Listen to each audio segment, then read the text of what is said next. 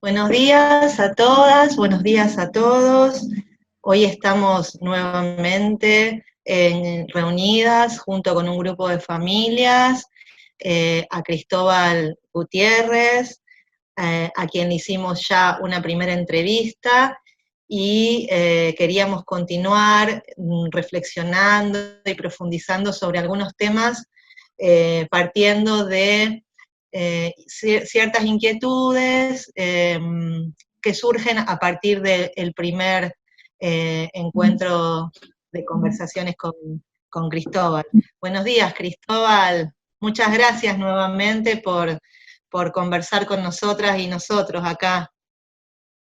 Bueno, buenas tardes aquí, ahora son casi las 4 de la tarde y gracias a vosotras. Sí, esperemos a ver qué nos regala la vida en esta entrevista. Bueno, mira, vamos a empezar, si te parece, con una pregunta que surgió de parte de una de las familias de la casita, que voy a presentar. Ariel es papá de Vicente y compañero de Celeste. ¿Tenías algunas preguntas, Ariel, para hacerle a Cristóbal? Ariel. Acá estoy. ¿Qué Ah, tal, Cristóbal? Buenos días, buenas tardes para vos. buenas tardes, amigo. Buenas tardes. Quería preguntarte, para arrancar con respecto a la entrevista anterior, había encontrado muy didáctica tu explicación acerca de dónde ponemos nuestra atención. Habías hablado sobre lo efímero versus lo permanente. ¿Podrías darnos algún otro ejemplo práctico para poder comprender un poco mejor este concepto? Sí, voy a ver que lo primero de todo es el tema de la atención. La atención es muy importante y porque donde ponemos la atención es donde estamos recibiendo también una información de vuelta y donde ponemos, y a veces ponemos la atención sin haber, de modo automático, sin ser muy conscientes. Por lo tanto, quiero decir que es importante cultivar la atención y dónde se pone. Cuando me refiero al tema de lo efímero y de lo permanente, normalmente ponemos atención en temas efímeros que nos crean situaciones problemáticas o nos separan de la vida. Por ejemplo, una persona pone atención en las razones que tiene frente a otra y que la otra persona no le comprende. Entonces, la conversación gira y es una lucha, es que yo tengo razón, la otra persona no la tiene. Y si yo pongo la atención en quién tiene razón, si esa persona o yo, entonces me olvido de que lo permanente es las ganas de comprender que tengo. Y entonces, al girar todo en relación a algo efímero como es yo tengo la razón, en este instante yo tengo la razón y la tengo y lo hago como un tema, la verdad absoluta, entonces ya me pierdo en cuanto ya he perdido el alma de la conversación. El alma de la conversación, si dos parejas discuten, tendría que ser, si una pareja discute, tendría que ser las ganas de entenderse que hay, en lo que nos impulsa a entendernos, poner la atención ahí y no tanto en lo que el otro dice o deja de decir. Lo que el otro dice sirve como estímulo para seguir cultivando estas ganas de comprender al otro, a uno mismo, a la propia situación, a la vida. ¿Me he explicado un poquito mejor? Sí, Cristóbal, sí. Justamente la otra pregunta que tenía con referencia a esto es, poniéndonos como personas primero, como papás, como pareja, si tiene alguna sugerencia práctica para ejercitar nuestra atención en este sentido. Porque, por ejemplo, en lo que vos decías, cuando en una pareja hay una discusión, en general la emoción, que suele ser el enojo, a veces nos lleva por delante. Y es difícil poder correrse de eso. Entonces, la pregunta era esa, si tenía algún tipo de ejercicio o alguna dinámica o alguna práctica para sugerir. Bueno, yo creo que lo primero que uno tiene que aceptar de corazón es que la pareja también se hace a base de discusiones. Así que cuando uno discute tendría que aceptar que eso forma parte del aprendizaje. Es ineludible. Todas las parejas discuten.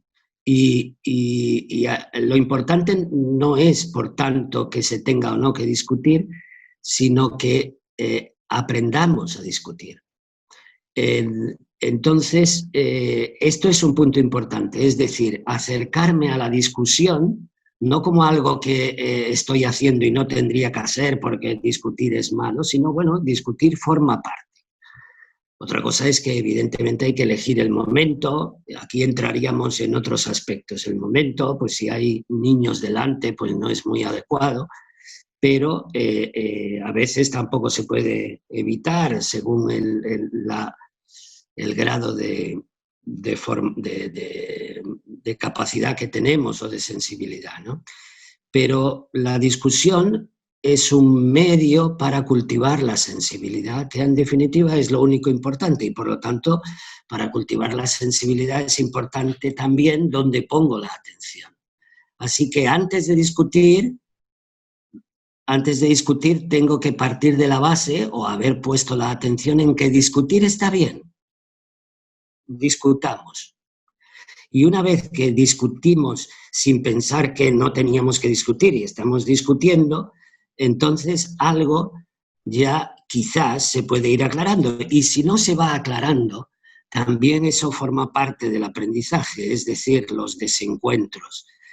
También forma parte de lo que nos permite aprender y comprender y hacernos más sabios.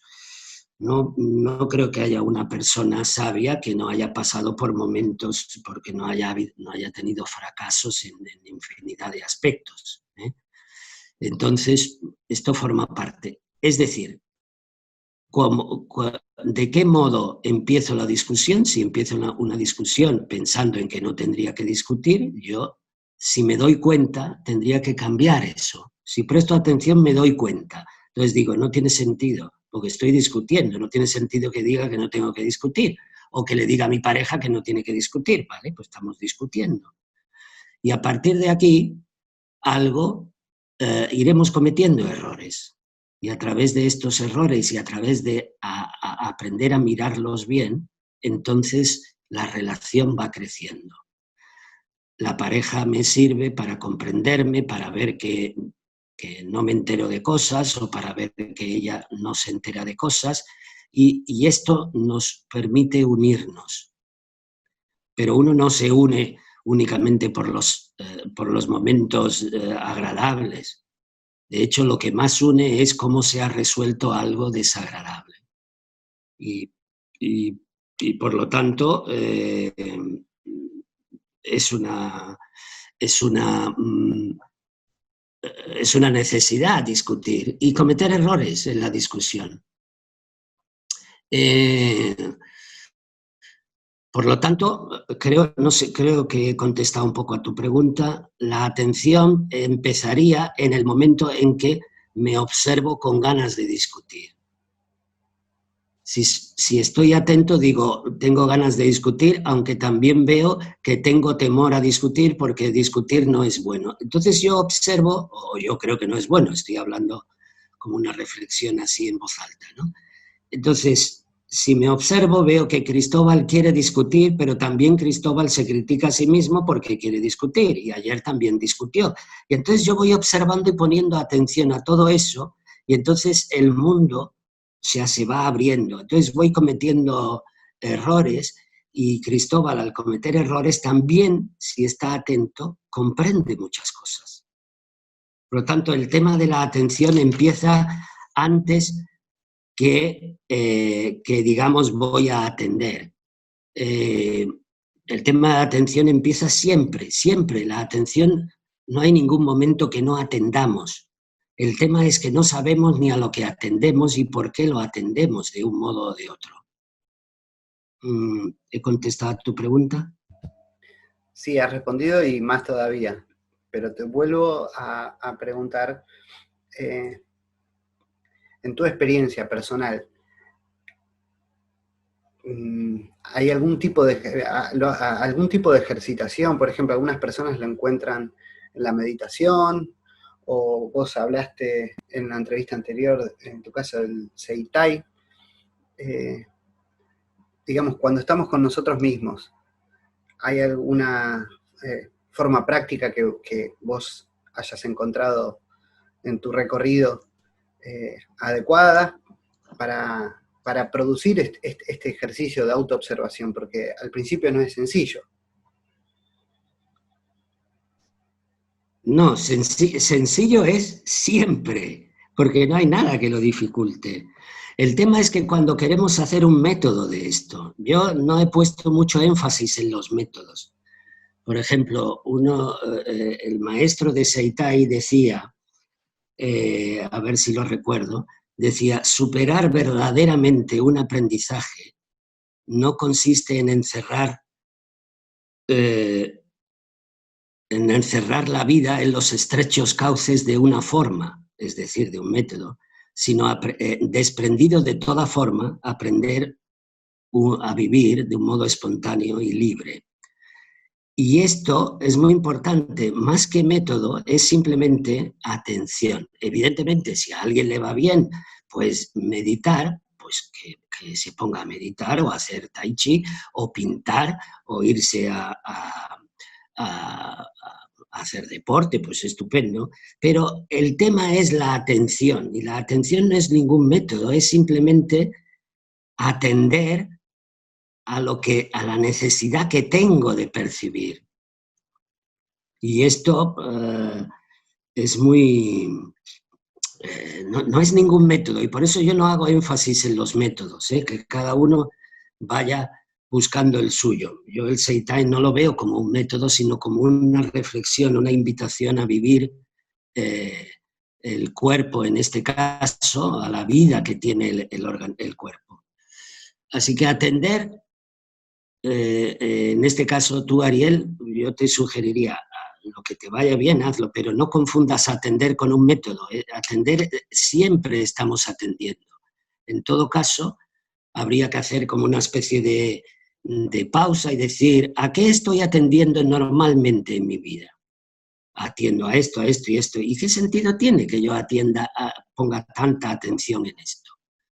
Y así hacemos una especie de revisión, y entonces al descartar que ponemos la atención en algo que realmente no que es efímero, entonces nuestra atención se encauza, y estemos practicando un método o no, siempre estamos atendiendo. Antes de empezar el método, durante el método, después del método. Siempre, si hay algo que nunca dejamos de hacer, es atender.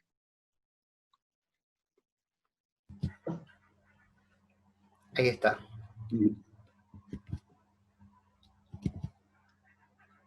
Pues entonces, ¿me he explicado un poquito bien, Ariel?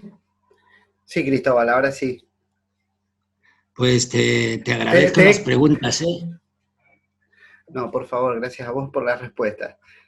Voy a continuar con una pregunta que es de Mora, de otra mamá de la casita, compañera de Facundo y mamá de Ámbar. También referida a la entrevista anterior. Esa pregunta dice, cuando hablas del rol del acompañante, en un momento mencionas, lo que se transmite no es la voz, sino el alma de la voz. Ella a esto lo llama coherencia, coherencia interna entre lo que piensa, lo que siente y cómo actúa. que se refleja en una coherencia y resonancia hacia afuera. La pregunta sería, ¿cómo llevar a la práctica concretamente esta coherencia? ¿Qué herramientas vos utilizás? Por ejemplo,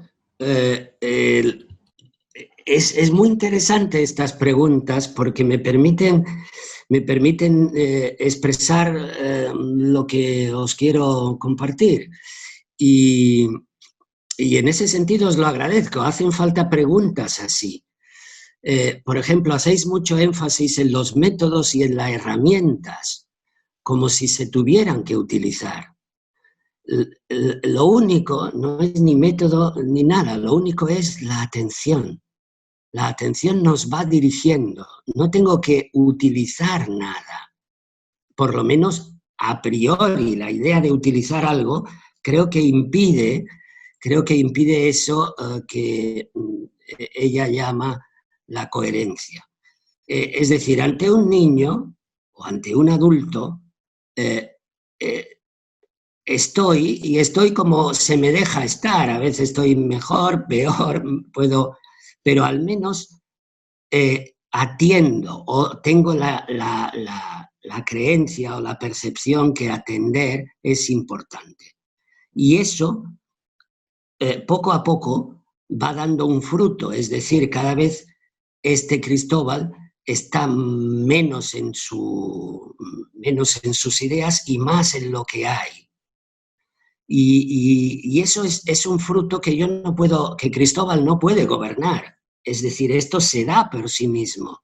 Es un fruto, no es algo que yo hago a través de una herramienta. Esto nos lleva a otro punto.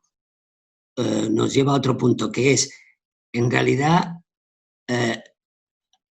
nosotros percibimos aquello que se nos deja percibir. El cuerpo, por ejemplo, a veces hemos leído un libro y el libro tiene las mismas páginas y el mismo texto.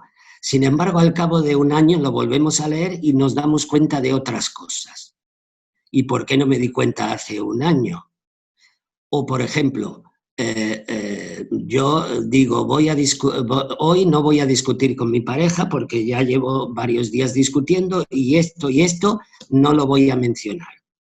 Y sin embargo, llega el momento y acabo mencionando. Es decir, hay algo que me muestra que Cristóbal no decide todo. Y eso que aparentemente es una falta de fuerza, resulta que es todo lo contrario. Cuando reconozco que yo no soy tan importante, es decir, que Cristóbal no es tan importante, entonces Cristóbal siente que la vida se mueve a través de Cristóbal, ¿no? Y entonces las cosas van mejor, se cometen errores, pero se viven de otro modo. Así que yo os sugeriría que pongáis atención en lo que no es efímero y lo que no es efímero, que es lo que me impulsa a hacerme preguntas. Es decir, en realidad yo estoy buscando, cualquiera de nosotros, el ser humano, busca aquello que le hace buscar, pero confunde el objetivo, que es estar bien, por ejemplo, o llegar a la sabiduría, y cree que ese es el objetivo, ¿no? Pero el objetivo es comprender que yo soy aquello, lo que busco es aquello que me hace buscar. Y en ese momento algo se tranquiliza. Cuando comprendo eso, algo se tranquiliza, porque Cristóbal ya no tiene que preocuparse en exceso. Ya se irán solucionando las cosas. O mejor dicho, si me tengo que preocupar, me preocuparé, pero no porque utilice una herramienta o no, sino porque algo no porque crea que utilizando las herramientas soy más eficaz. A veces, en algún momento puede ser, pero otras veces lo mejor es estar callado y otras veces, y todo eso no son herramientas, son simplemente la información que recibo a través de la percepción, a través de atender a lo que es permanente y no efímero. Por ejemplo, pongo otro ejemplo ahondando en lo anterior. Las nubes son efímeras, pero el cielo azul siempre es permanente. Entonces decía el creador de este maestro, que se llamó Haruki Kanoguchi, decía que los niños viven en un estado donde siempre ven el cielo azul y no las nubes, y que por eso no se cansan tanto. Entonces, esto no son herramientas, esto es más bien la percepción. Como esta percepción innata de los pequeñitos y pequeñitas se va perdiendo conforme vamos creciendo, de adulto, cultivar esta mirada, si en este caso, como decía, se elige una práctica como es la meditación, o como es pintar, o como es escuchar música, pues estupendo, pero todo esto es personal. Lo que es importante es la atención, dónde atiendo, ¿eh? Y en este sentido, yo creo que la vida no requiere de herramientas, sino simplemente de atender. ¿Me he explicado un poquito? Claro que sí. Me alegro, Ariel. Aquí también está Sofi, que ella tiene una pregunta. Sofi, ¿querés hacer Sí, esa aquí pregunta? estoy. Dale. Hola, Cristóbal. Hola, Sofía. Volviendo un poco a la pregunta de Ariel con respecto a la atención, me gustaría saber qué pensás o de dónde parte la desatención, ¿no? Digamos, ¿qué es lo contrario a la atención? No sé, yo creo que siempre estamos atendiendo, no hay momentos en que no atendamos. No, siempre el que no atiende una conversación, por ejemplo, si yo ahora estuviera despistado y no sé lo que me has preguntado, en realidad yo estoy atendiendo a otras cosas. Por ejemplo, me ha llegado algo que me preocupa y de repente pues me voy y no te escucho. Es decir, siempre estamos atendiendo, ¿eh? No existe la no atención en el sentido este que hablamos, ¿eh? La desatención no existe, siempre estamos atendiendo.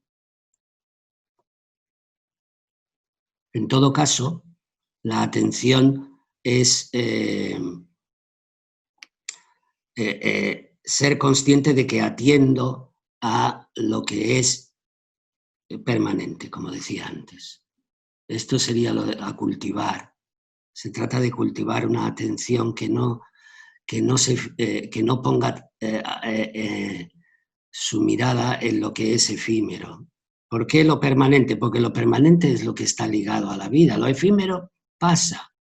Por ejemplo, una persona, hace poco una amiga, pues su pareja le dejó, y entonces ella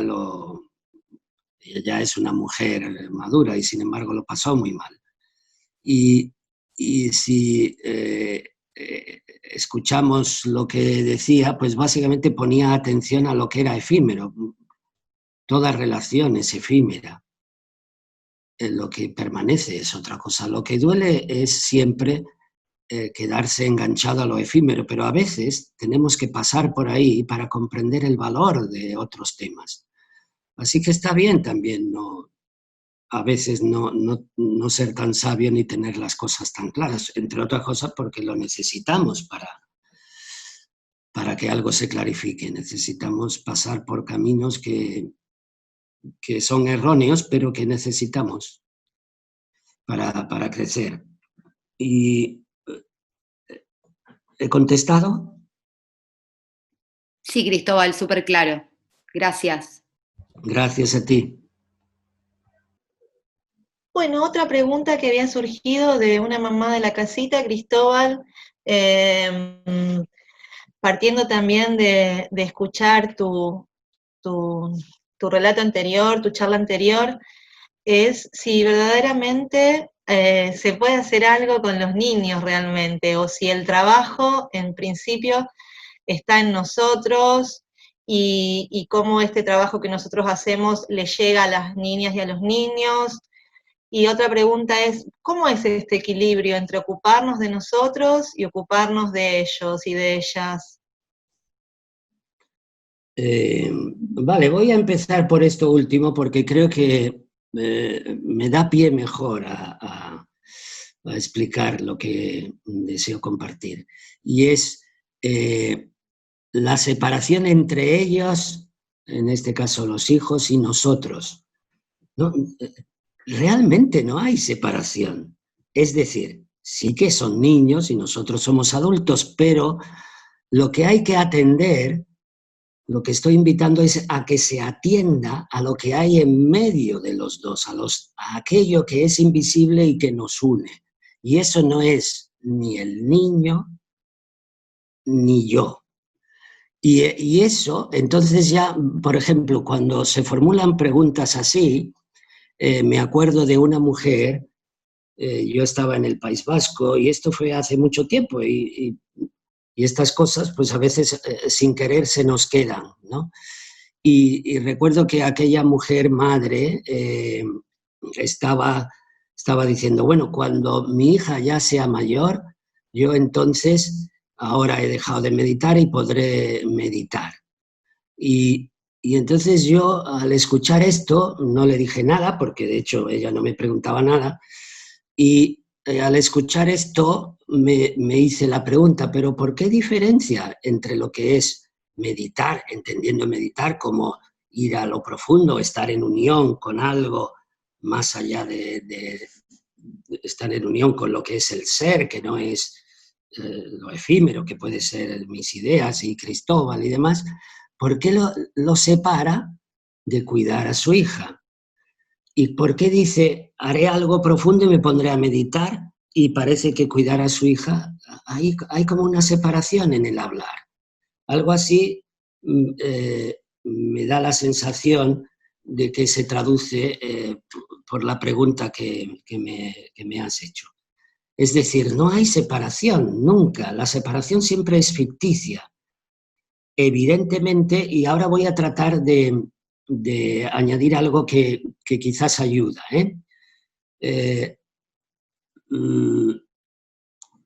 Noguchi, este maestro que decía una cosa que a mí me pareció un regalo inmenso y que estoy contento de compartir, y es que decía que voy a hacer la reflexión, voy a decir la reflexión que hacía. Decía, aún con los mejores tratamientos y la máxima técnica, uno muere. ¿Qué pasaría si no los aplicáramos? Y continúa diciendo, ya se sabe que los mejores alimentos dañan el vientre. Si se toman en exceso, dañan el vientre. Si no nos hubiéramos acostumbrado a elegir el mejor y máximo tratamiento, hubiéramos descubierto quizás lo mejor de todo. Y aquí decía que aquí descubre qué es lo mejor de todo.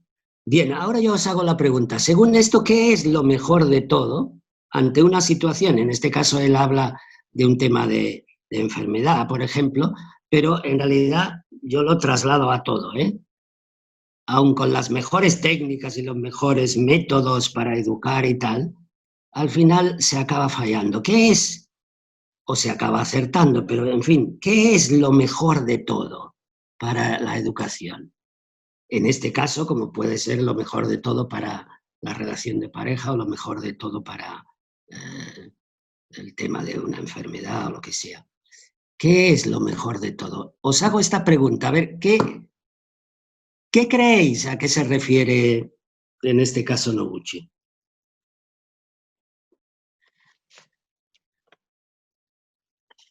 Yo diría quizás a sentir, a tomar lo que acontece de alguna manera. Ajá. ¿Y Ariel, que estás por ahí, o Ezequiel? Hola, Cristóbal. Sí, nosotros pensamos que la vida puede ser vivir la vida lo que nos presenta, lo que se nos presenta, sea, no sé si bueno o malo, pero sí lo que nos presenta, tomar aprendizaje de ahí y sacar lo provechoso y la lección para nosotros. Vale. O sea, lo mejor, en esta reflexión de Noguchi, lo mejor de todo es lo adecuado. Y es decir, lo adecuado depende de cada situación. Así que lo importante, partamos de la base de que no hay una separación entre en que lo que hay que atender es lo que hay entre el niño y yo, no al niño y a mí, es decir, no a Cristóbal y a José, que se puede llamar el niño. No, es lo que hay en medio. Lo que hay en medio, que no se ve, pero que está afectando a la relación, es, para atender eso, hay que dejarse de ideas previas que nos separan, que nos hacen fijarnos en lo que es efímero. Y entonces, ese atender a lo que hay en medio nos da lo que hemos de hacer, lo que es adecuado en ese momento. Y entonces lo adecuado en ese momento es, puede ser una cosa, y dentro de un rato, ante la misma situación, lo adecuado es otra cosa. Es decir, no hay algo fijo siempre, no hay algo que siempre hay que hacer en esas situaciones, sino que cada situación es diferente, aunque en apariencia parezca igual. Y a veces hay que hacer también algo diferente. La vida nos pide lo adecuado, y lo adecuado es algo diferente. Por ejemplo, en la tradición japonesa, porque Noguchi nació en Japón, en la tradición japonesa hay unos términos que se llaman muy interesantes, que es ma-ki-do. Y este es el vacío, el momento y la intensidad. Cuando Cristóbal está donde tiene que estar, es decir, fuera de Cristóbal, pero a la vez en lo que tiene vida, entonces la situación se da por sí misma. Entonces yo actúo de acuerdo a algo más grande que yo y más grande que el niño. Y esto se da, esto muchas veces lo hacemos sin darnos cuenta, ¿eh? Muchas veces esto se hace sin darse cuenta. Es decir, que no estoy hablando de nada extraño, pero sí que al especificarlo podemos llevar la atención ahí. Es decir, el vacío, el momento y la intensidad. Esto hace que aquella situación ya no haya dos personas, sino una sola. Ni siquiera persona, ya hay algo que vive entre ellos, ¿no? Así que yo partiría de la base en esa pregunta de que no hay lo primero a entender es que no hay una separación real entre mi necesidad como adulto y la necesidad del niño, sino en este instante hay algo que está en medio y que requiere atención, ni el niño ni yo. Y a partir de aquí, yo actúo haciendo lo adecuado que requiere la situación. Y Cristóbal, en este caso, no se sentiría desatendido por atender lo adecuado. Al revés, se siente bien. Esto implica que me olvido de Cristóbal y también me olvido de la idea que tengo del niño, sino que atiendo lo que hay, la situación, lo que hay en medio de los dos. Bueno, no sé, ¿me he explicado un poquito? Perfecto, Cristóbal. De hecho, es un poco lo que nosotros hacemos en la casita, ¿no? Esto de atender, digamos, el momento, lo que acontece, sin una receta, sin una respuesta previa, sino ahí sintiendo, percibiendo y acompañando simplemente lo que en ese momento sentimos que puede ser lo adecuado, ¿no? Porque porque también, bueno, también podemos equivocarnos, ¿no? Pero partir de ahí de un vacío en relación al llegar ahí a ese momento de acompañar sin ideas preexistentes de cómo tiene que ser y de lo que hay que hacer o decir. Se me ocurre también que para esto es muy importante, ¿no?, el silencio, que no sé si, bueno, yo habiendo estado en España y estando acá en Argentina, culturalmente nuestra sociedad es como le incomoda un poco el silencio. No sé, acá pasa mucho esto, me lo encontramos mucho, y es qué importante para poder percibir qué es lo adecuado, esto de poder escuchar desde otro lugar, ¿no? Más interno. Sí, atender. A veces el silencio es apropiado y otras veces no. El silencio tiene su lugar, pero otras veces puede no ser. También sería un error hacer del silencio algo más importante que el hablar. A veces lo adecuado a veces puede ser no estar en silencio y otras sí. ¿Cómo se sabe? El corazón nos lo dice. La atención nos dice lo que es adecuado. Adecuado es algo muy hermoso y adecuado es un fruto. Es decir, cuando no es algo que yo puedo, que Cristóbal puede hacer, es el fruto es un regalo. Percibir lo adecuado es un regalo. Y aquí ahora enlazaría con otras preguntas que me habéis hecho, pero bueno, partamos si está contestada esa pregunta, pues estupendo, pasemos a otra. Sí, muchísimas gracias. Vale, de nada. ¿Sabes qué me quedé pensando? Perdón, Sí. me estaba reflexionando como una especie de hilo conductor que va surgiendo en las preguntas que estamos haciendo, y hablo Sí. como papá. Esto de estamos buscando herramientas o apuntando a un modelo o a un objetivo externo, Sí. porque también, digamos, la manera en que nosotros fuimos aprendiendo en la escuela y como se nos ha transmitido siempre esta cuestión de tratar de alcanzar algo que está ahí afuera, externo, como un modelo ideal. Y el trabajo es ese, el de desaprender eso, particularmente, es lo que siento, digo, es todo el tiempo volver, que yo te agradezco, Cristóbal, porque me respondiste de una manera súper sencilla en una oración a mi primer pregunta. No hay ningún método.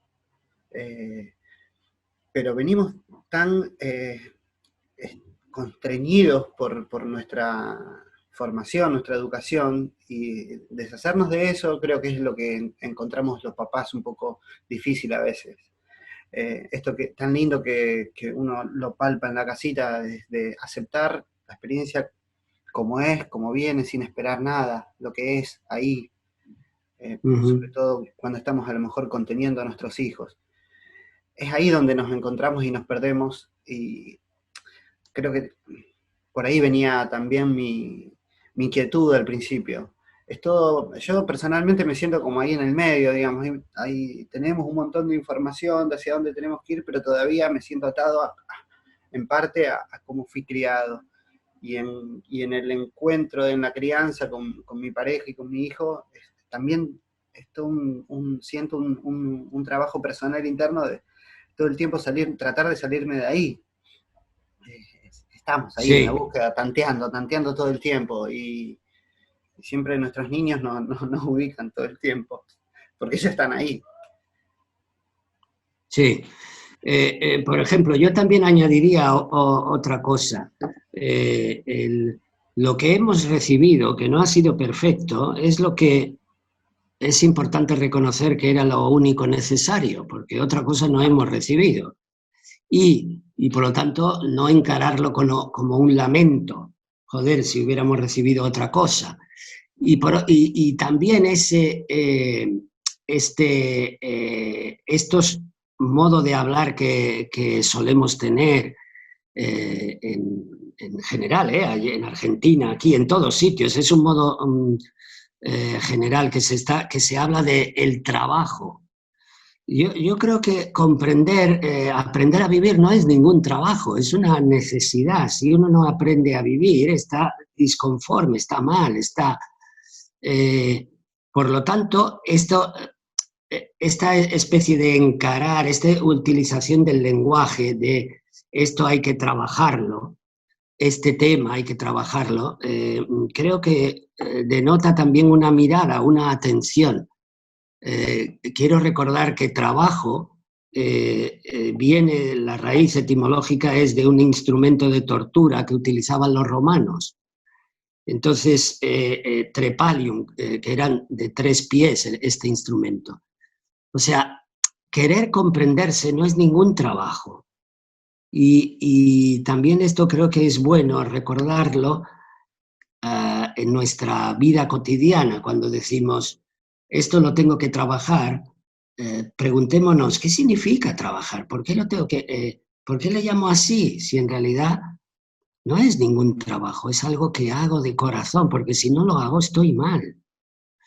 Algo me dice que no, tengo que comprender, aunque a veces he de aprender también a tomarme mejor esta necesidad de comprender, pero nunca es un trabajo.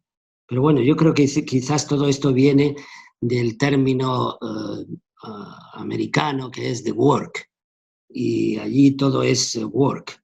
Y creo que esto podríamos reconsiderar.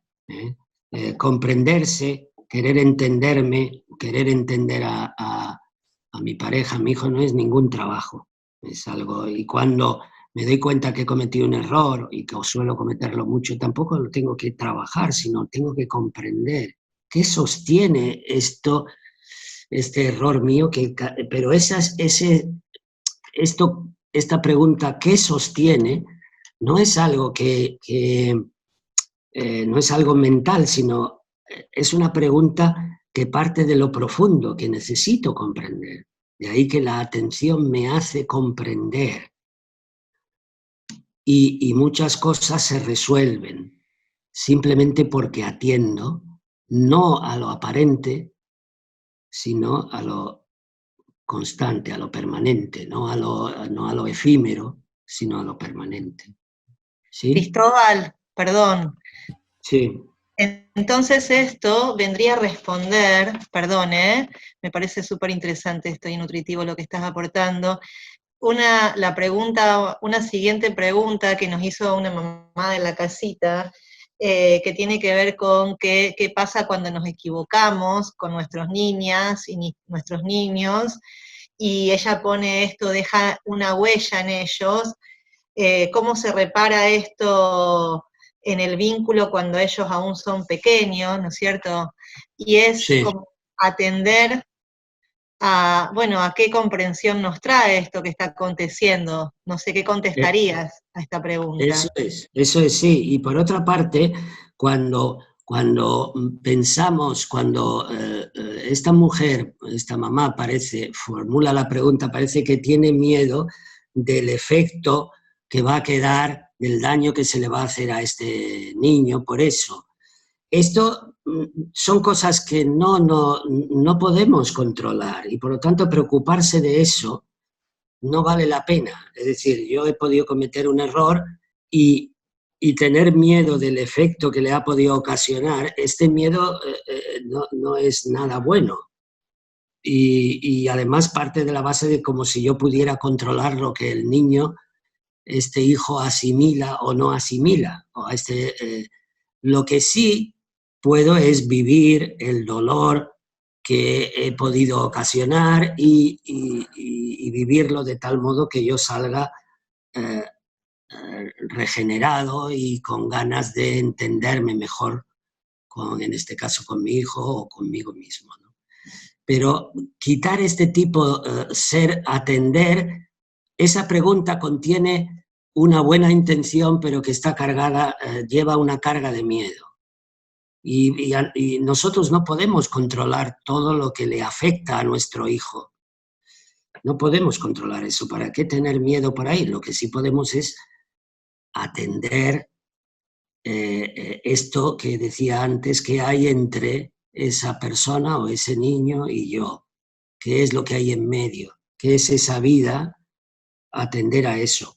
Y a veces tenemos que cometer errores para llorar el dolor ocasionado, y esto nos permite ser más conscientes, más sensibles, y por lo tanto sería entre comillas, un buen error, porque lo he transformado en algo hermoso, que si no lo hubiera cometido, no puedo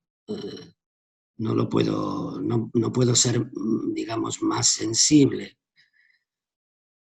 ¿Me contesto a la pregunta? ¿He contestado? Sí. Sí, has contestado, Cristóbal, perfectamente. Y es así también como lo siento yo. Esa pregunta la formulé yo y ahí está vale. ese miedo, ¿no? Lo reconozco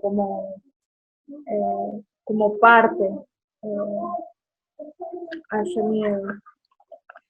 O sea, Cristóbal es limitado, no siempre va a hacer las cosas bien. Y eso es importante, porque tampoco cuando lo hace bien, tampoco es que sea gran cosa, pues muy bien, ahora lo he hecho bien y otra vez me equivoco, ¿no? Tampoco hay que darse tanta importancia. Simplemente comprender y que esa vivencia, sea agradable o desagradable, sea un supuesto error y un supuesto acierto, me sirva para hacerme más sensible y estar más en contacto con lo que vive. Cristóbal, surgieron muchas preguntas después de la charla del otro día en relación a la salud. Y una de ellas las trae también Ariel. Ariel, ¿te parece efectuar la pregunta a Cristóbal? Dale. Bueno, Cristóbal, lo primero que te quería preguntar era ¿cómo entendés vos el proceso de salud-enfermedad y cómo entendés vos el síntoma, la aparición del síntoma? ¿Cómo es desde tu lugar de comprensión?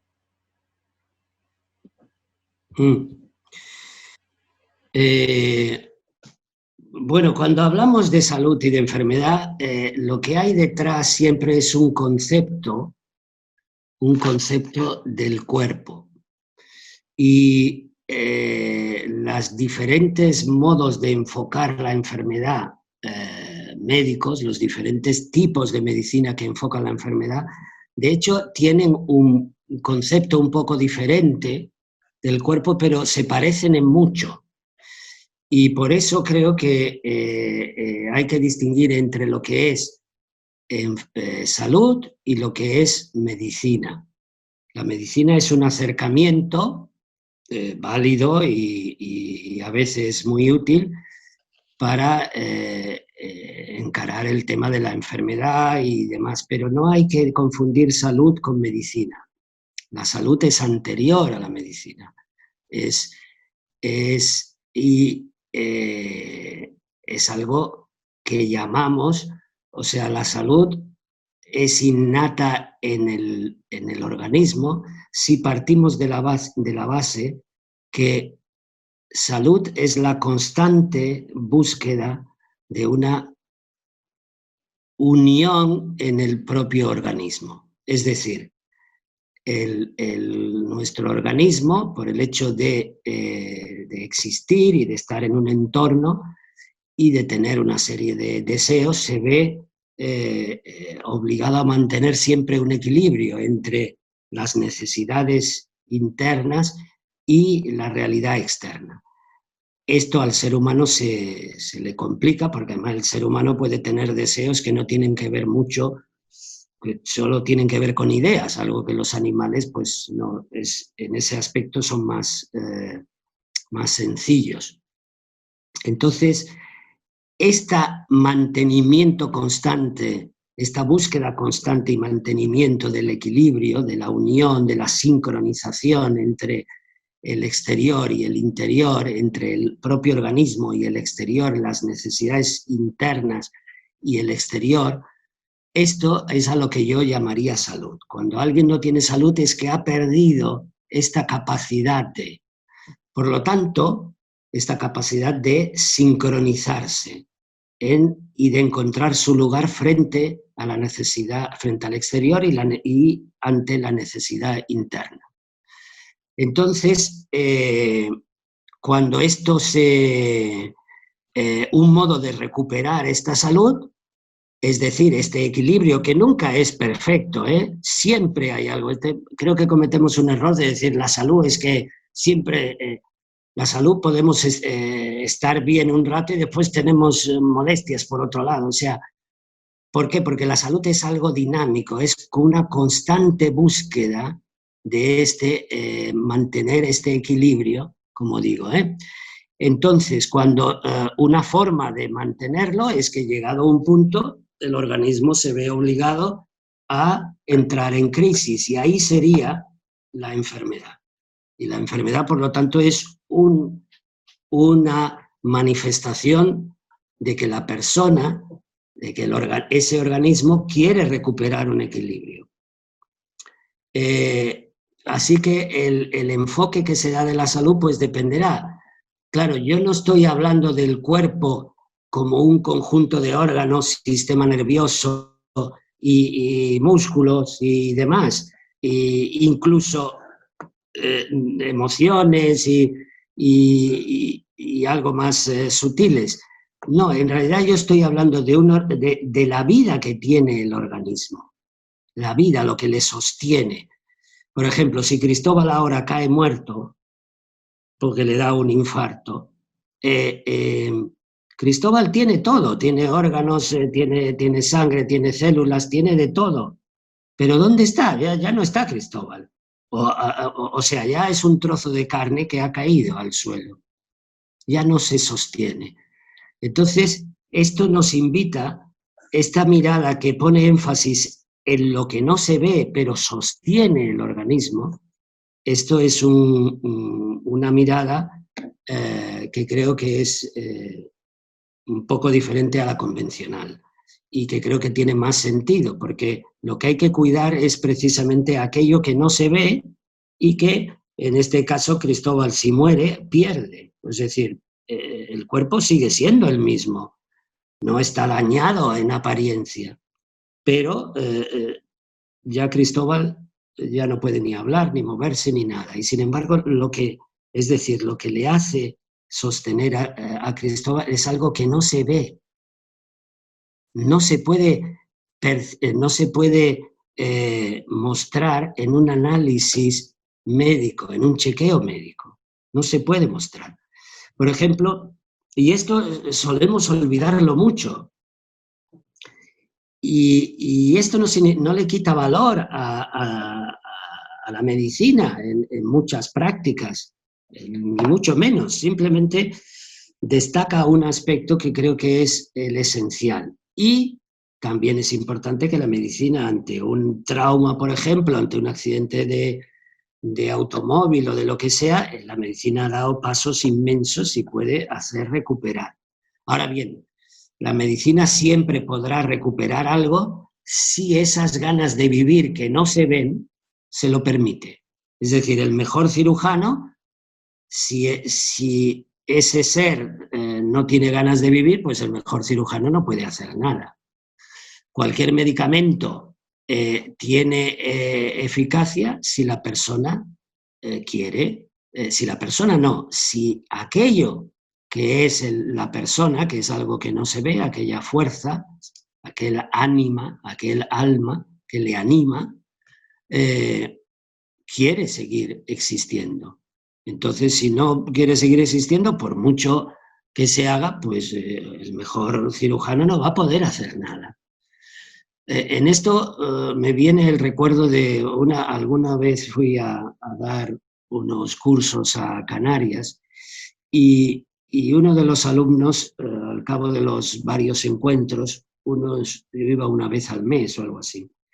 Eso fue hace bastantes años. Bueno, uno de los alumnos planteaba que su padre, que tenía como unos 70, 80 años debía tener, pues de repente empezó a decir, quiero ir al pueblo, a donde él había crecido, y quiero ir allí y hablar con la gente y despedirme.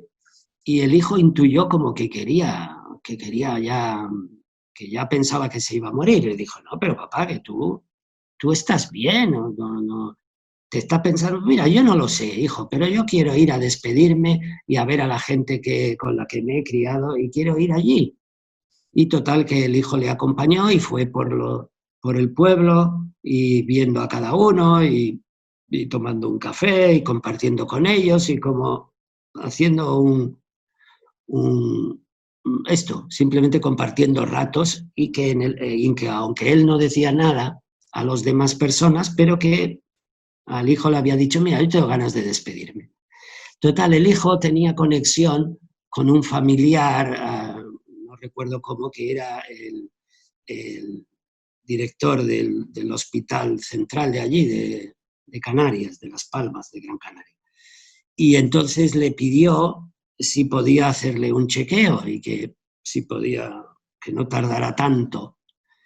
Y se las arregló para que le hicieran un chequeo rápido, chequeo completo, porque su padre decía que, bueno, que ya estaba bien.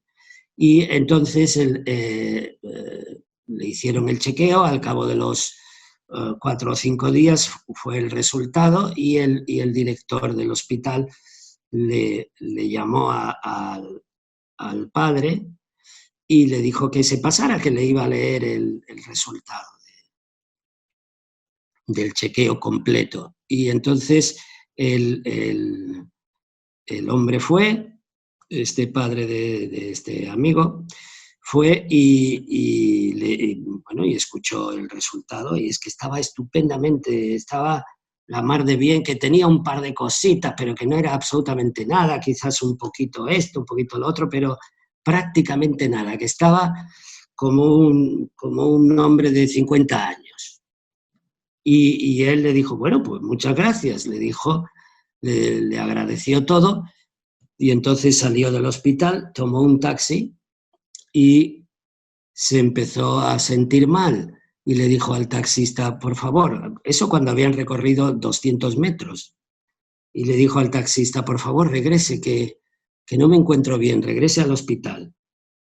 Y antes de que el taxista llegara, o sea, 5 minutos, antes de 5 minutos, se murió en el taxi.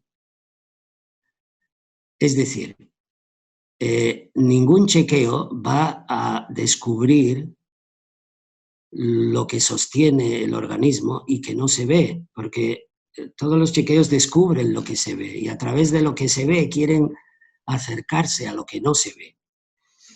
Y por lo tanto pueden ser de ayuda. Dentro de la medicina también son, en algunos médicos, como Juan Gervas, que comenté en la otra entrevista, como este médico Juan Gervas, pues él dice que la mayoría de chequeos no sirven, ¿no? O sea, que ahí hay discrepancias dentro también del mundo. Pero lo que sí podemos concordar es que la vida es algo que no es visible y que una máquina nunca va a saber las ganas de vivir que tiene alguien. Esto, ¿cómo se mide las ganas de vivir? ¿Cómo se miden las ganas de vivir de estas células, por decirlo así? Esto ningún chequeo lo mide pues, si hay glóbulos rojos, si hay glóbulos blancos, si hay colesterol, si hay no sé qué, pero nunca miden las ganas de vivir. Y por lo tanto, el organismo, haciendo ya volviendo a la pregunta, el tema de la salud depende del enfoque, del concepto que tengamos del cuerpo. Normalmente tenemos un concepto del cuerpo muy mecánico y por eso nuestro modo de tratarnos es mecánico. Por ejemplo, voy a hacer, siento dolor en el cuello, ¿vale? Me han dicho un método para estirarlo, entonces voy a hacer, imaginemos, pilates o Feldenkrais o cualquier cosa, que tiene su sentido, pero resulta que la primera pregunta es a ver cómo manejo el cuerpo y cómo hago que esté, cómo lo estiro para que esté mejor. Y ahora paro aquí y espero haberme explicado y continuaré con esto en función de lo que digáis.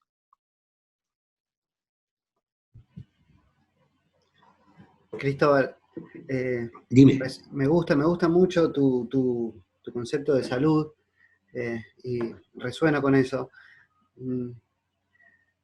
Quería preguntarte, para profundizar un poco más, esto de la aparición del síntoma o de la enfermedad como una pérdida de esa capacidad de buscar constantemente la unión, como vos decías. Para la medicina clásica, digamos, occidental, la universidad básicamente, en general hay una mirada hacia el síntoma como algo que está mal, que no debería estar ahí, y que por lo tanto la labor del médico es cancelarlo, eliminarlo. Y creo que esta mirada que vos estás aportando, que va hacia otro lado, nos permite ver al síntoma como a la enfermedad como una puerta de entrada a la vez para recuperar ese equilibrio perdido, no como algo que hay que eliminar sin reflexionar, sino como una invitación a ver de qué manera perdimos ese equilibrio. Eso es lo que te quería preguntar con respecto al síntoma. En recuperar, en el proceso de recuperar nuestra salud, podemos leer en el síntoma que aparece, nos puede dar una pista sobre cómo tenemos que actuar.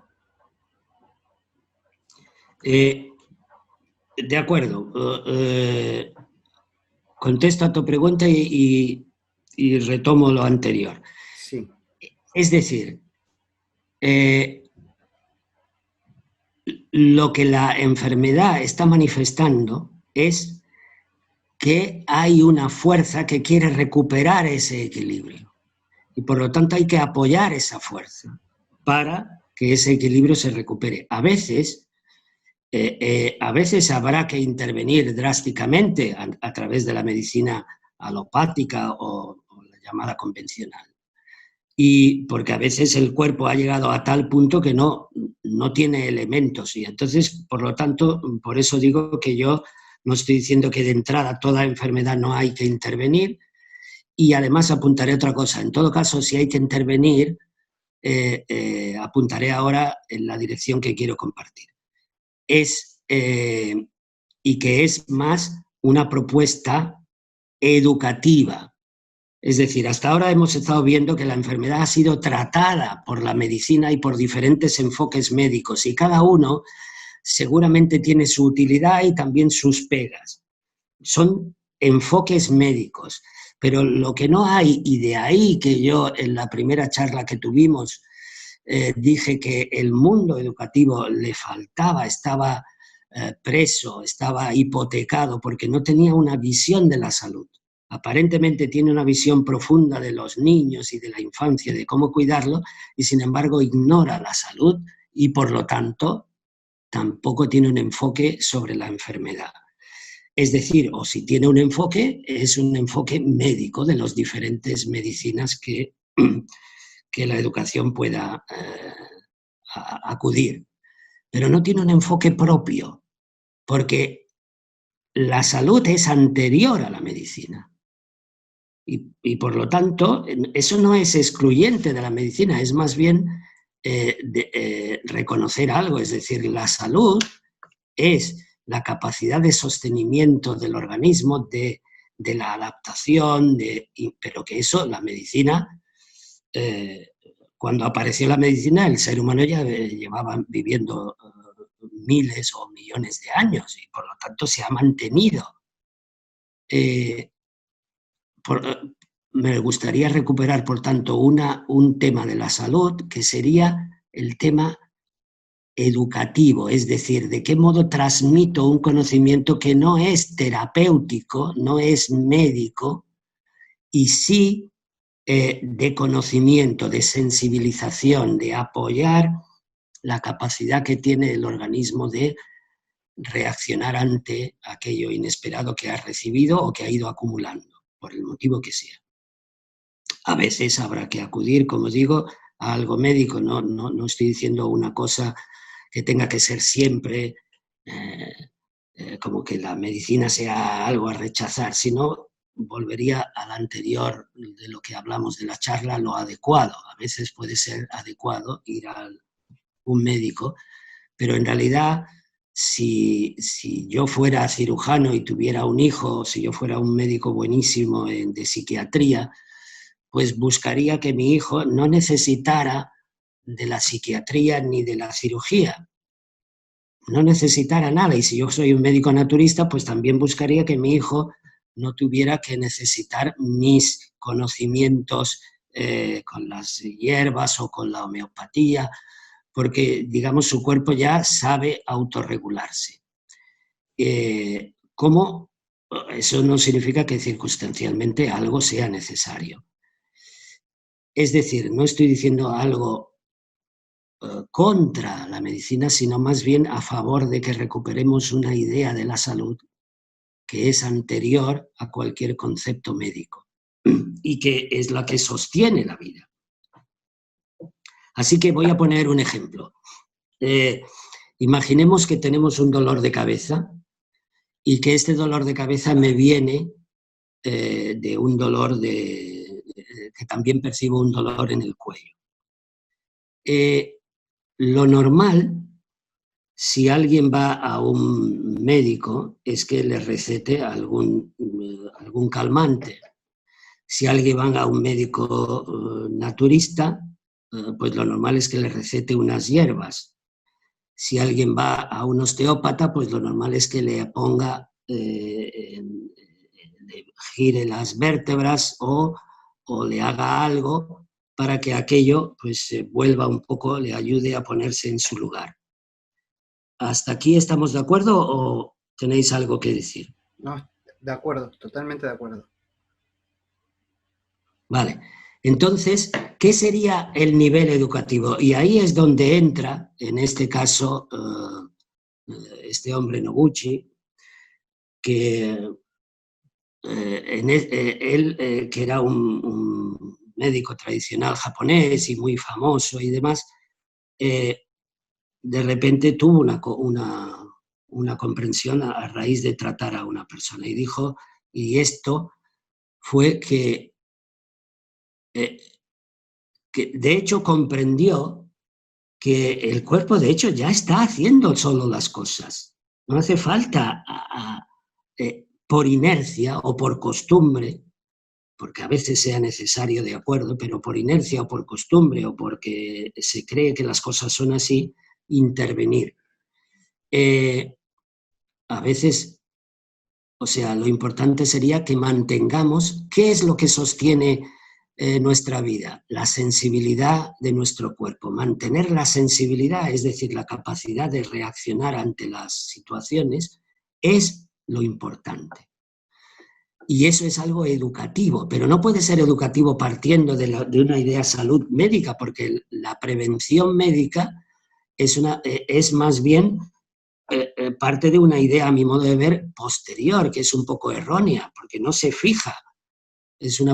La idea de prevenir antes que curar es una idea basada en el miedo. Bueno, como no quiero que le pase esto, entonces voy a prevenir y voy a tomar no sé qué. Pero no está basada en el desarrollo de las capacidades del organismo. Bien, siguiendo con el ejemplo, la persona le duele la cabeza y tiene y también percibe un dolor en el cuello. ¿Qué es lo que sería algo formativo, algo educativo? Que la persona se plantee de qué modo quiere moverse mi cuello. ¿Qué es lo que me está pidiendo que haga? Y esto es un concepto totalmente diferente del organismo, porque normalmente decimos, si me duele el cuello tengo que hacer este ejercicio y este ejercicio, pero esto es falso. ¿Por qué? Porque cada situación y cada ser será totalmente diferente. Es falso de entrada, puede ser útil, pero de entrada es falso, porque yo estaré siguiendo ideas previas, no estaré siguiendo lo que el cuerpo me pide. Y esto significa que el concepto del cuerpo es totalmente diferente. Yo estoy partiendo de un cuerpo que ya sabe lo que quiere y que a través de crear la crisis, que es una enfermedad, está provocando que las cosas se pongan en su lugar. Si yo acompaño todo este proceso, entonces aquello regresará a su lugar mejor que si le llevo la contra. Por ejemplo, si yo digo, a ver, ¿de qué modo me está pidiendo el cuerpo que yo me mueva?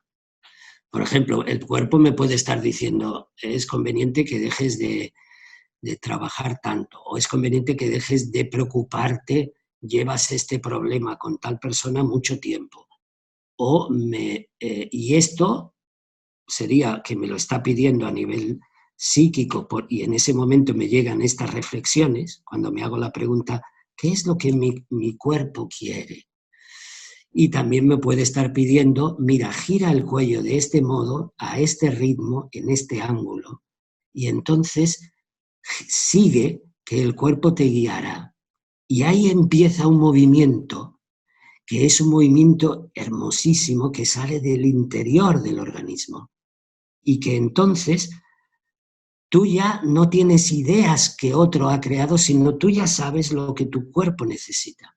Y a veces conectas con tristezas que te hacen llorar, y a veces conectas con dolores que también te hacen reconocer que eres vulnerable, y eso también es bueno, o con miedos. Y por lo tanto, el planteamiento es, ante una enfermedad, ¿qué es lo que tu cuerpo quiere, no solo a nivel abstracto o mental o de ideas, sino qué es lo que quiere físicamente? ¿Qué quiere? Que me ponga en esta postura, que estire esto otro, que siga este ritmo. Eso cambia totalmente la idea que tenemos de nuestro cuerpo, de nuestro ser. Y, por último,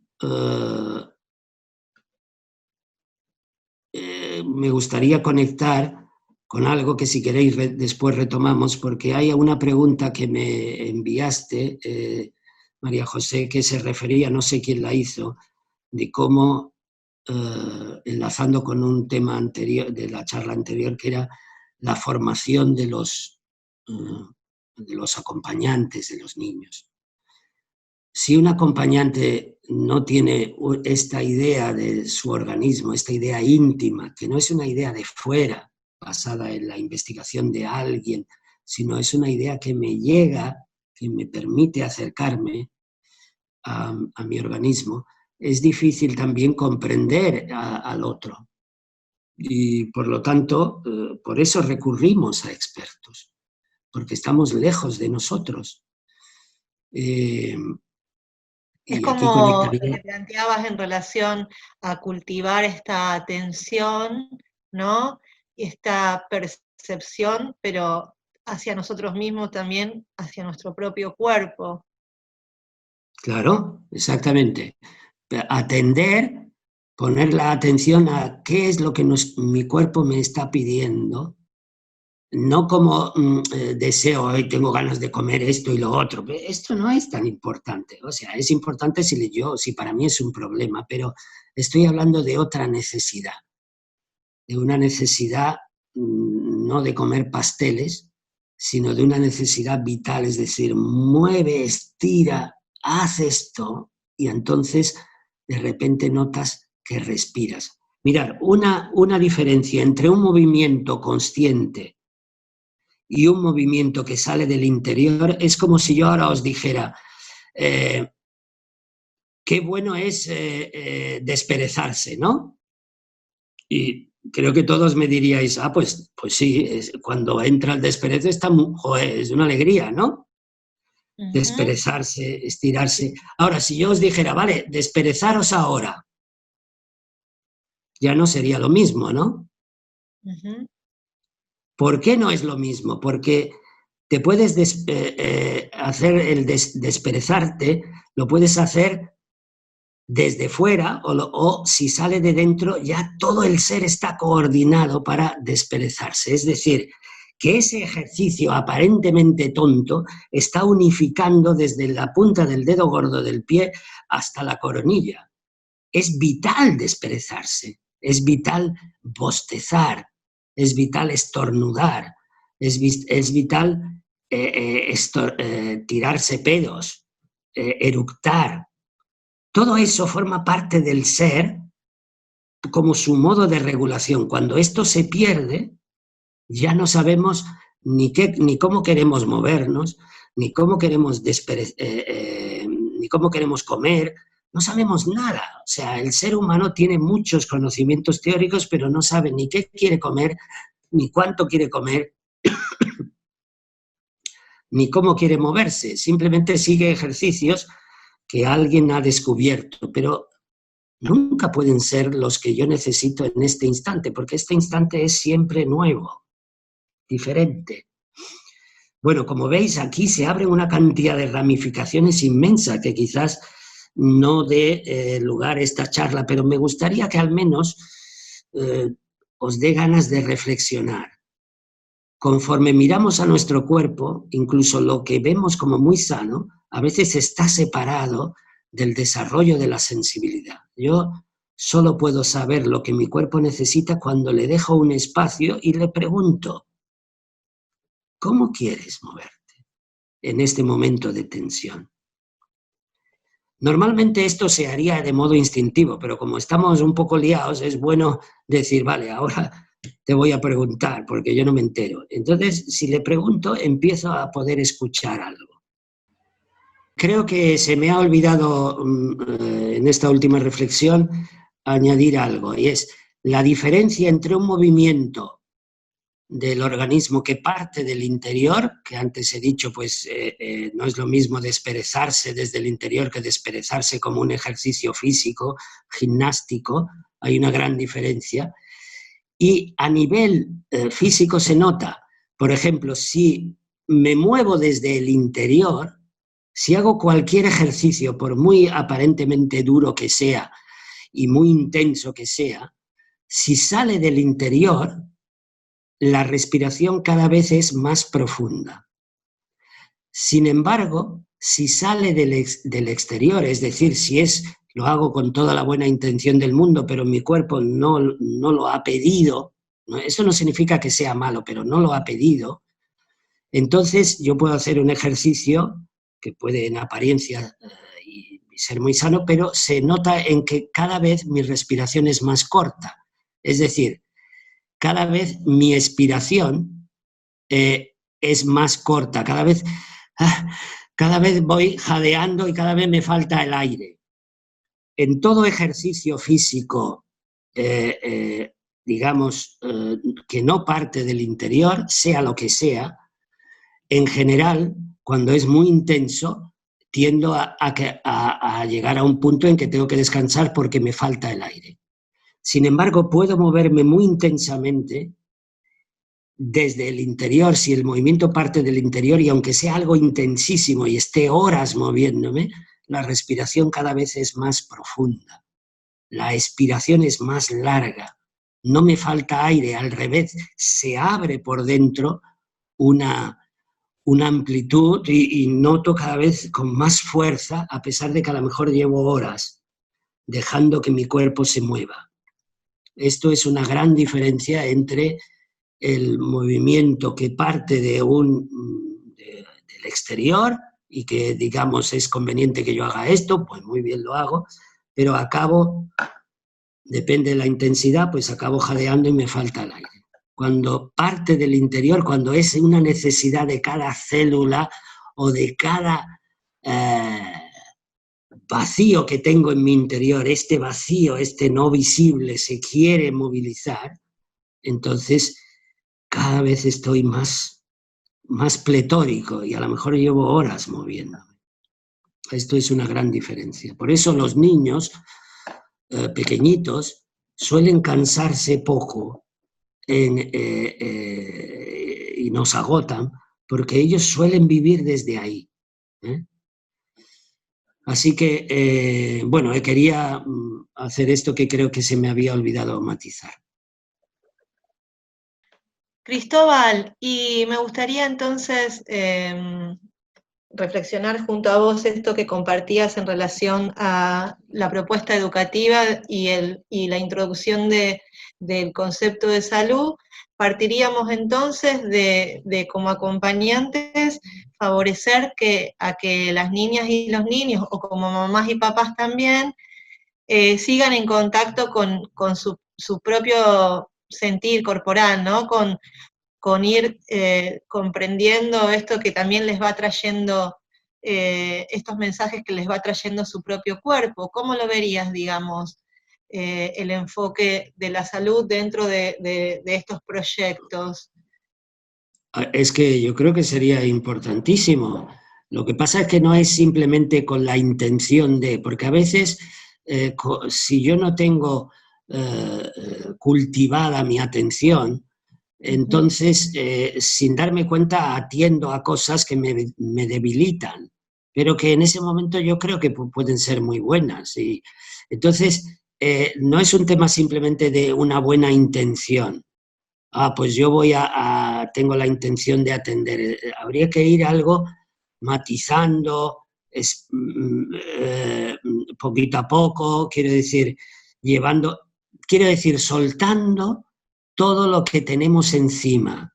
Todo lo que tenemos encima hay que saber, hay que descubrir, descubrir aquello que forma parte, aquello que me da vida, de aquello que me la quita, aquello que me entorpece. Esta investigación tenemos que hacer como una especie de investigadores, como una especie de Sherlock Holmes, que vamos investigando sobre nosotros, sobre todo aquellas cosas que creemos, sobre aquellas verdades que tenemos ya tenidas como verdades y que a lo mejor no lo son. Tenemos que revisar todo para tirar sin la menor compasión todo aquello que he descubierto que no me va bien. Entonces, todas aquellas ideas, todas aquellas miradas, todas aquellas creencias que noto, que he descubierto que no me van bien, tendría que tirarlas y quedarme con aquellas que sí que favorecen una mirada amplia. Pero eso no se puede saber simplemente comparando conceptos, porque entonces estaríamos de nuevo en una especie de duelo de conceptos, sino tendríamos que salir de los conceptos para, en todo caso, sí, a llegar a uno, pero al final se tienen también que tirar. Digamos, la última evaluación tiene que ser de nuestro ser profundo, y eso no es una cosa que se llega a priori simplemente pensando. Pero es importante eso, pensar, indagar, hacerse preguntas y a partir de aquí, pues, dar paso a que todo eso crezca. Había un maestro que se llamó Ramana Maharshi que decía que los conceptos son como espinas que se nos han clavado y a veces necesitamos otro concepto, es decir, otra espina, para sacar la espina clavada. Pero después hay que tirar los dos. Entonces, en ese momento, ya no vivimos desde los conceptos, sino desde una comprensión íntima, algo que va más allá de las ideas. Y por lo tanto, lo que estoy invitando todo el rato es a aprender a comprender la vida, poner atención a la vida, a su movimiento, a cómo se manifiesta, y a ir acercándonos a través de esta atención, porque al poner atención en una cosa, mi ser reacciona con estrechamiento o con amplitud.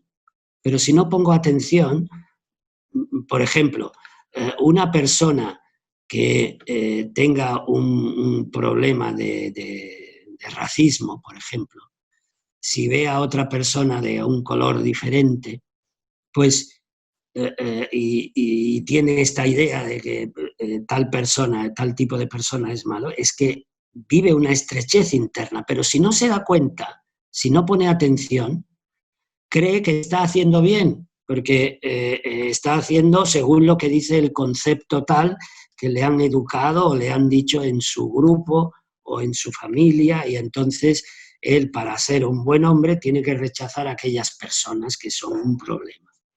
Y esto, ¿cómo se rompe esto que ya está dentro y que hace daño? Básicamente con la sensibilidad, básicamente dándonos cuenta de cuánto sufrimos por seguir conceptos que nos hacen daño. Pero esto no es una idea mental, es más bien que percibo el sufrimiento que me ocasiona, cómo me estrecha. Es decir, uno no cambia solo porque sea convencido de un concepto mejor. Uno cambia cuando comprende el daño que hace el concepto que tenía. Esta vivencia es muy diferente a simplemente ser convencido por un concepto mejor.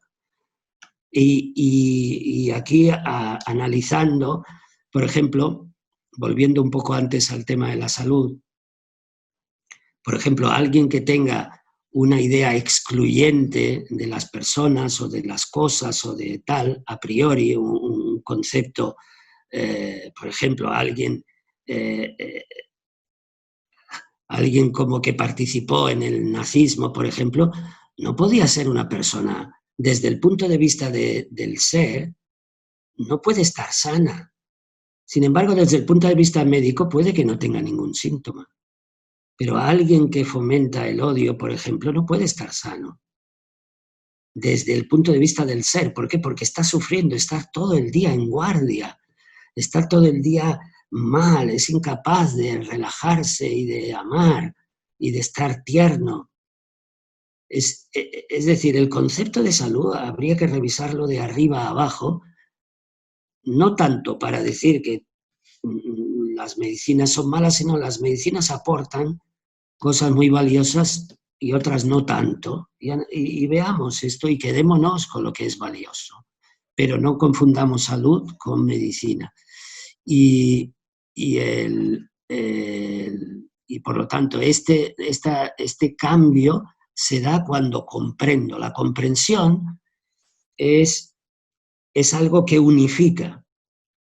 Creo que dije en la primera entrevista que en la práctica del Zen, en la investigación del Zen, que el Zen no es simplemente sentarse y a lo que supuestamente se llama meditar. El Zen es una investigación sobre el ser, ¿no? Que no tiene nada que ver en sí con el método. Por ejemplo, hay un maestro, uno de los clásicos del Zen es el maestro Rinzai, y él no fomentaba en sí el sentarse con los ojos medio cerrados. ¿No? Esto era más bien de la línea de otro maestro Zen que se llamó Dogen. Bien, pues en el Zen hay una expresión que se llama el Satori, y es una comprensión cuando de repente uno comprende, y esta comprensión no es solo mental, que ya está bien que sea mental, es que todo el ser participa de esa comprensión. Entonces, el cambiar algo estriba primero en la atención a lo que es permanente, y a partir de la atención se me van regalando comprensiones, es decir, pequeños satoris. De ahí que una persona que se quiera dedicar a vivir tiene que tener la vida no como un trabajo que hace de tal hora a tal hora, sino como algo que es 24 horas al día, no hay descanso. ¿Por qué? Porque vivir no es cansarse. Es decir, atender la vida, no se puede uno cansar de atender la vida.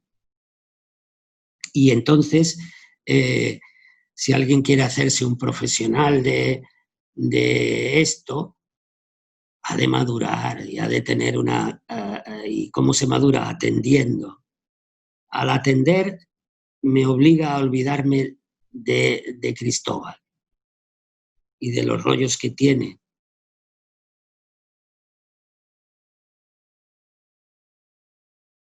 Como resumen de esto, vuelvo a incidir, lo importante, lo que quiero transmitir es que le demos importancia a aprender a vivir. Da igual si me dedico a limpiar las calles o a ayudar a personas necesitadas o a robar. Todos necesitamos aprender a vivir. Esto es lo que nos une a todos. Una necesidad de buscar algo que me llegue a lo profundo, algo que diga, es esto. Y esta necesidad es lo que me gustaría fomentar. Por eso no le doy importancia a los métodos, que cada uno siga el que le vaya bien, pero en realidad, más allá del método o de su línea a seguir, en realidad está aprendiendo a vivir, a entender la vida, la complejidad que tiene y a la vez la capacidad que hay para entenderla y comprenderla y unirse a esto.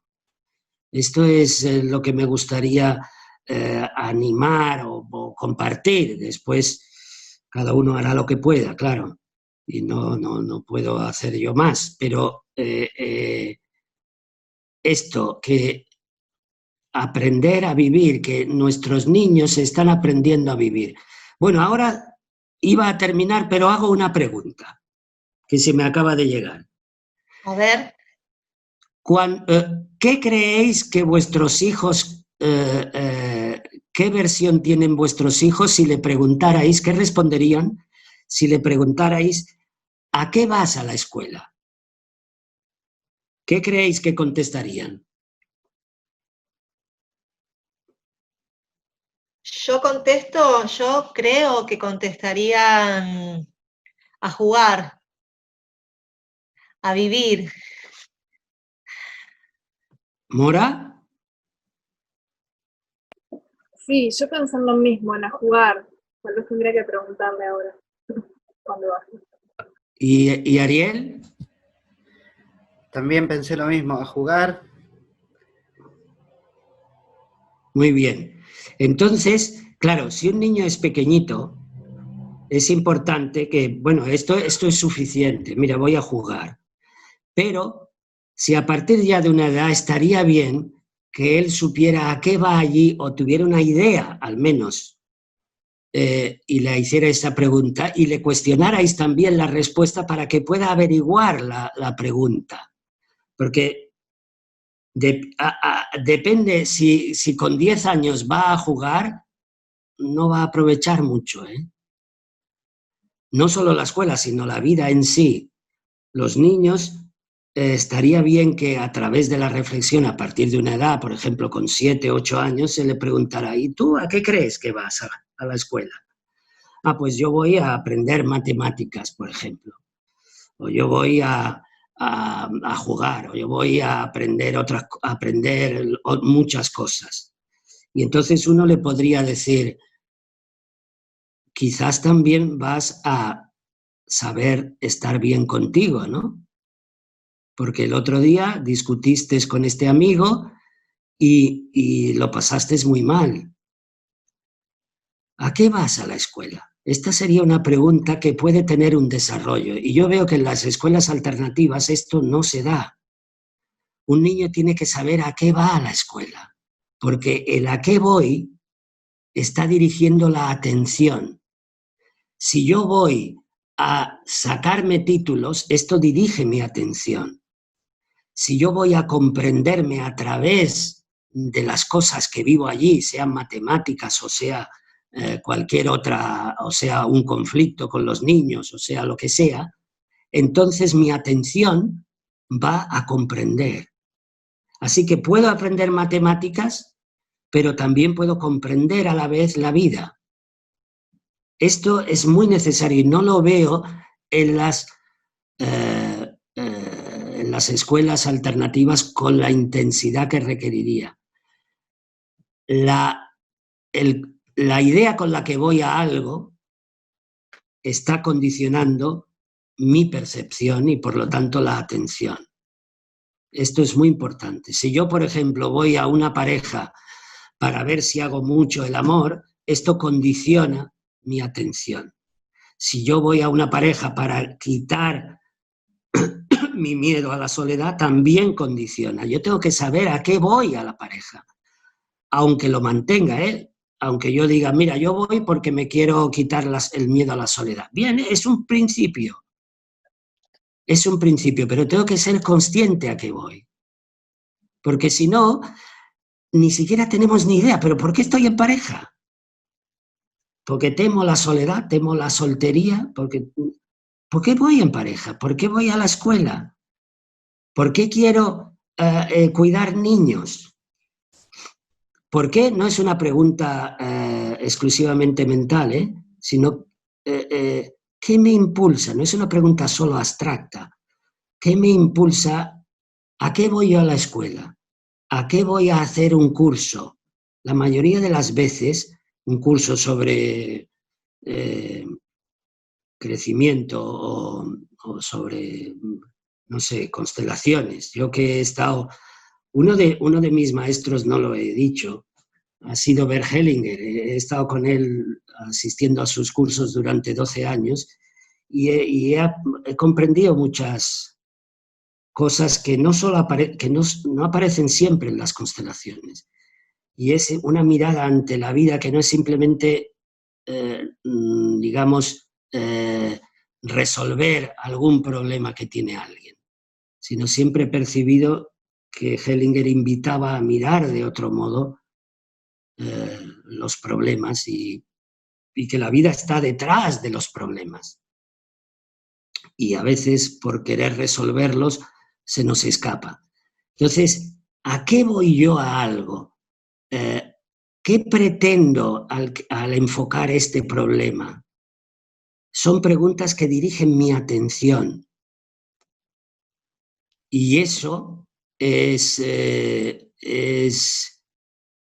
eso, junto con lo que hemos hablado de lo adecuado, del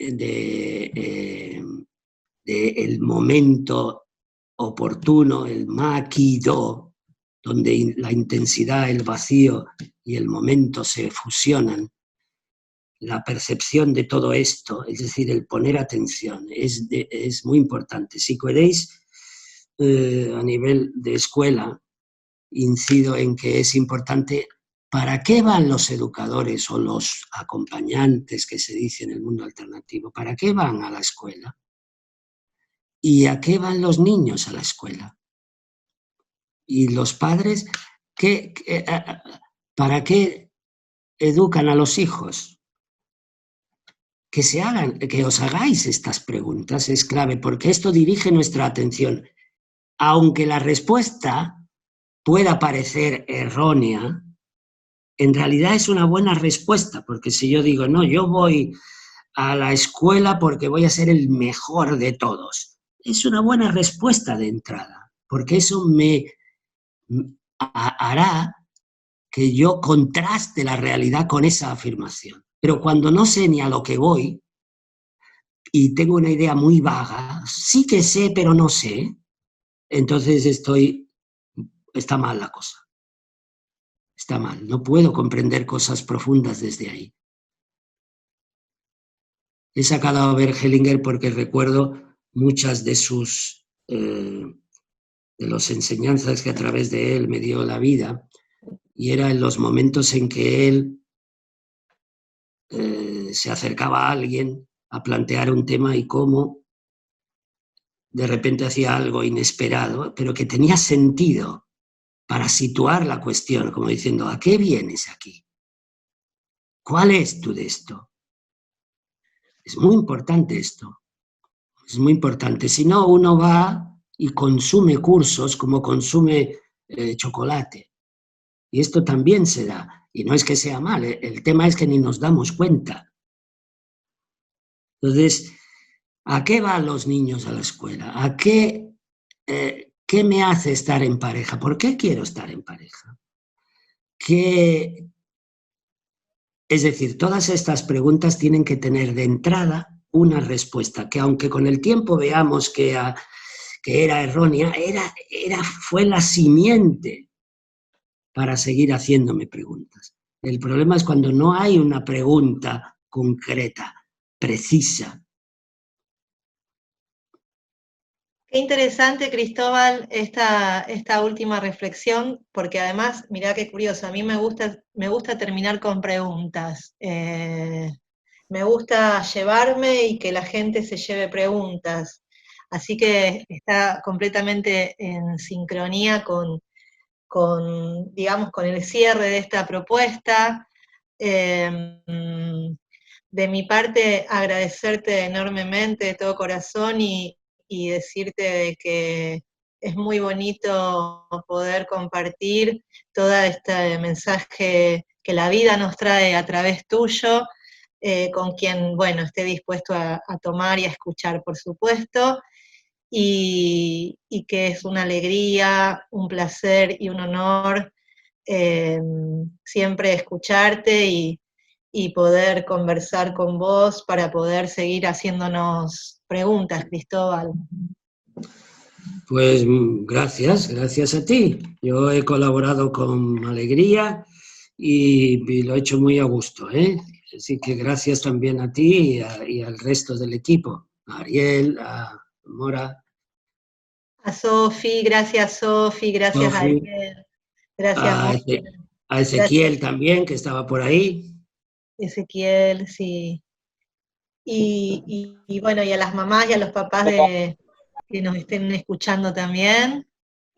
Así que muchísimas gracias a todas y a todos por compartir junto a nosotras y a nosotros este hermoso momento. Muchas gracias.